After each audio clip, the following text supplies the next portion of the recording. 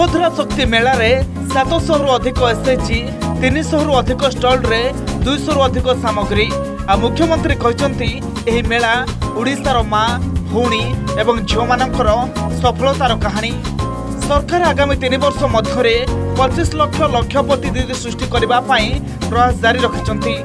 एथिपाई चलित वर्ष लक्षपति दीदी सहायिका योजना प्रणयन करिसेंती। स्वयं सहायक गोष्ठीर माँ माने वर्षक जेपरी अति कम रे 1 लाख टंका रोजगार करिपारिबे ताहा हमर उद्देश्य बोली मुख्यमंत्री कहिथिले।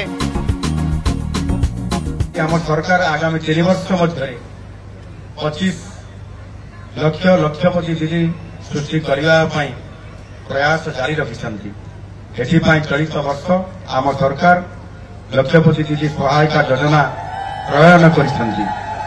स्वयं सहायक गोष्ठीर माँ माने वर्षक जेपरी अति कम रे 1 लाख टंका रोजगार करिपारिबे अर्थात प्रति मासरे सेमाने 10,000 रु अधिक टंका लाभ आकार घर को आनी पारिबे।